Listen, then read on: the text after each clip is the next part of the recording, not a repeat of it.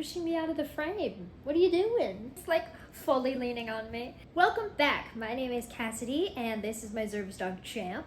And he's very excited to be in the video today, as you can see. Anyways, last week I did a video all about how I met Champ for the first time and our team training process and just kind of what we went through 4 years ago when I first got him. Today, in honor of National Service Dog Month, I'm going to be telling some just weird stories that have happened to Champ and I while he's been working, just because I think they're funny and I haven't really gotten a chance to tell them yet. This doesn't work, buddy. This doesn't work. You can sit there, that's fine. So the first story happened while we were still in college. And I say we because Champ went to every single college class with me. He walked the stage with me at graduation. My friends were his friends, etc., etc. So we were by the mail room because I had to go get some mail. And it was like the middle of the day.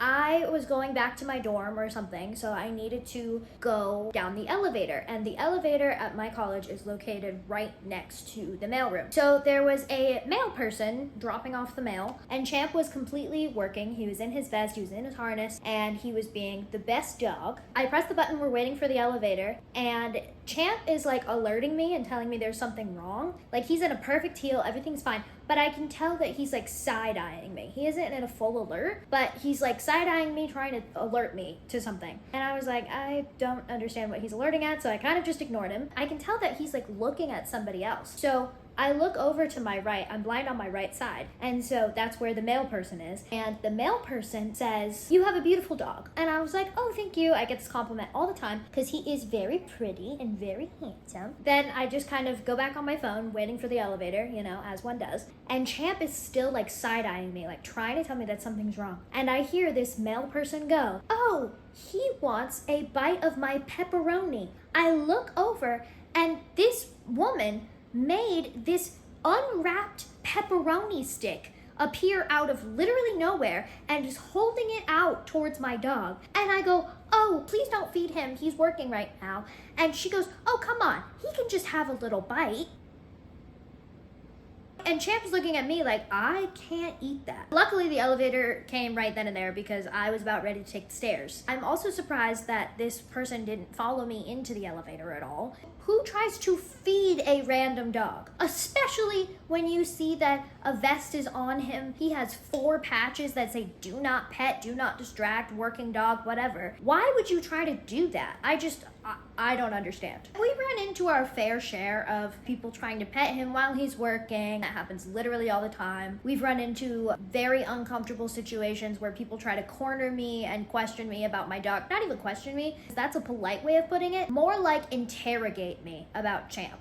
We've run into our fair share of that, but these are stories that like are very out of the ordinary as far as what we face every day. The second story I have to tell today is one that my mom and I think my sister were both involved in. So it was right after I got Champ, like first got him, and I was walking through the mall with him. If you're unfamiliar, this is what Champ's harness looks like. So there are 2 handles. There's one for me to hold on to while I'm walking and for him to help stabilize me, and there's one that he can pull my manual wheelchair. So I hold on to it and he's able to pull my manual chair. So I was walking through the mall and I was holding on to that handle like I usually do. And I was kind of ahead of my mom and my sister. They were behind me a little bit. And I didn't know that this happened at the time because I was ahead of them. And also I'm hard of hearing. I'm deaf out of my left ear. So I usually don't hear things that are happening behind me. So if somebody's behind me and they're calling my name, I won't hear them. So I did not hear that this interaction happened. But apparently some random lady stopped my mom in the mall and said, "Is that your dog?"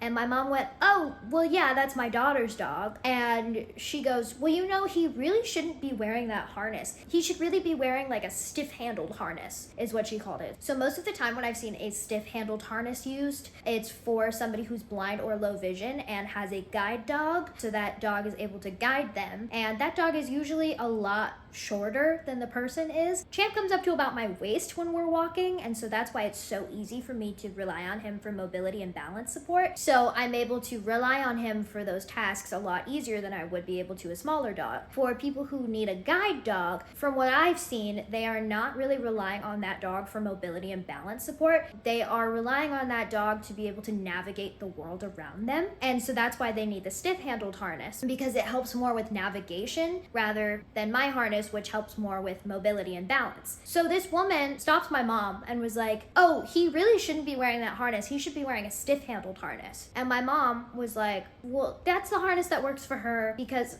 of her mobility needs. And the woman goes, yeah, but he really shouldn't be wearing that harness. And my mom just kind of went, okay, thanks. Like, you have no idea my situation. You don't know who I am as a person. You don't know what my needs are, and you don't know what Champ does for me. So how are you going to tell me what kind of gear you think we should be using when you literally have no knowledge of the situation that you're commenting on? I don't get it. Lastly, the story that I have to tell you is about when I went to high school with Champ. Now, my high school was an absolute accessibility nightmare. The last few years that I spent there, I was just constantly fighting for my accessibility needs to be met. For example, the automatic door at the very front of the building was always turned off. They said it was because they had it wired incorrectly, I guess. So the handle on the other side of the door would get really, really hot and would cause second to third degree burns if somebody touched it. So they just fixed the problem by turning the accessible door button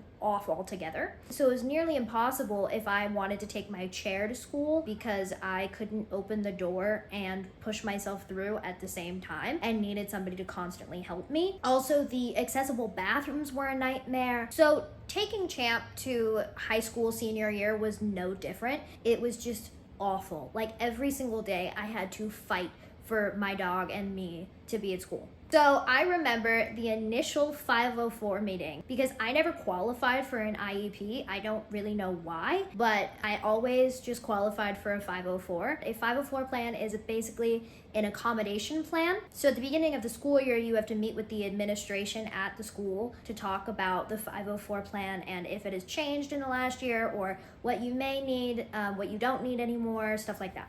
So I had one at the beginning of every single school year from first grade to 12th grade. So I remember the initial 504 plan where I announced to the administration that I was getting a service dog finally and that I was going to be bringing my service dog to school with me every day. And they flipped out. They had never had a service dog in their school district before, I don't think. I announced it to them, and I was very aware of the ADA laws surrounding service animals. Businesses and individuals may only ask 2 questions to a service dog handler. Is this dog trained to help the handler with a disability? And what tasks is this dog able to perform for you? Those are the only 2 questions that businesses and individuals may ask, and they are not allowed to discriminate against a person with a disability who has a service animal with them. Keep in mind those 2 questions because those are important and they come into play in a second. So I was fully prepared for this fight to go down because I knew the patterns that this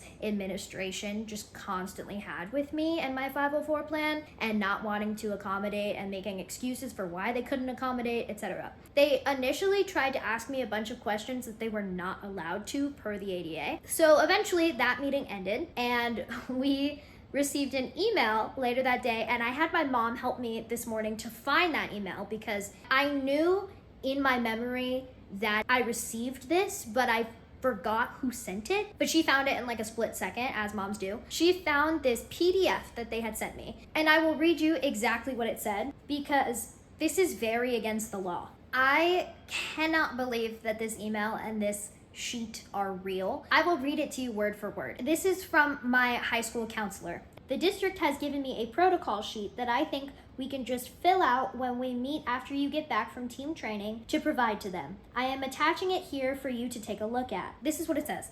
Service animal protocol. Keep in mind, this is illegal. You cannot do this. Here's the part that's not illegal. My name, the school that I go to, service animal name / description. They can ask for his name and they can ask for a description just in case of emergency. The tasks the animal is trained to perform. Okay, we're doing good because that is a question you're allowed to ask according to the ADA. Voice / signal / other control. Nope, not allowed to ask that. They're basically asking me how I am able to cue Champ. So what kind of cues I give him, whether it's voice/signal/other control, that's very confusing. Also, may I point out that this PDF literally looks like somebody typed it up on Google Docs and saved it as a PDF and then sent it out. It doesn't even have the school or the school district logo on there. Again, this is illegal. So then the next question is harness/leash/tethered. Here they're asking if my dog has a harness, is on a leash, or will be tethered outside the school, is how they explained it to me.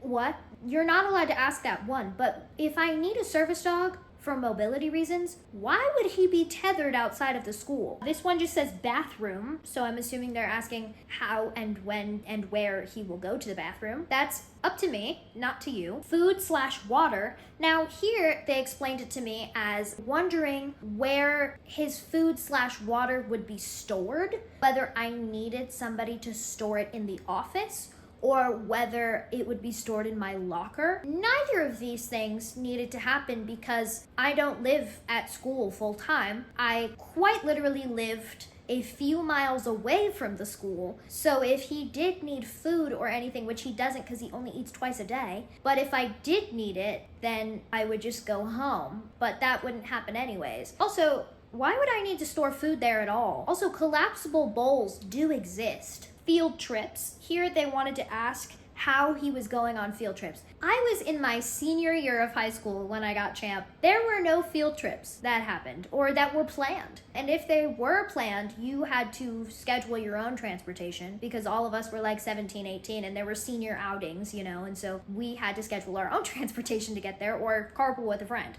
Also, you can't ask that. Transportation to and from school. My dad or my grandma would drive me to school every day. So it wasn't like I was taking the bus. It wasn't like I needed transportation accommodations with my dog because I was being driven to school every day. Emergency protocols. Now that one I do understand, and we can talk about emergency protocols if I bring it up, but you as an administrator at the school are not allowed to even ask me that question. And then here they just copied and pasted an excerpt from the ADA that says removal of service animal. A person with a disability cannot be asked to remove the service animal from the premises unless 1, the service animal is out of control and the handler does not take effective action to control it, or 2, the service animal is not housebroken. When there is a legitimate reason to ask that a service animal be removed, staff must offer the person with a disability the opportunity to obtain goods or services without the animal's presence.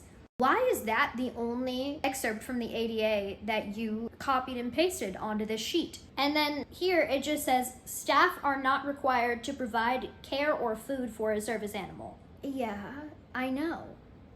And that's how the document ends. It's like half a page long, and that's all it says, but 90% of those questions are illegal. You can't ask me most of those questions. My high school was notoriously awful for accessibility anyways, so when that was sent to us, it wasn't a surprise. Anyways, thank you so much for watching. Please make sure to like, subscribe, comment, and do all the things. And I'm really doing well with this once a week uploading schedule. Make sure that you go check out my other social media because I do post every day on TikTok, Instagram, and Facebook. Thank you so much for watching, and I will see you next week. Bye!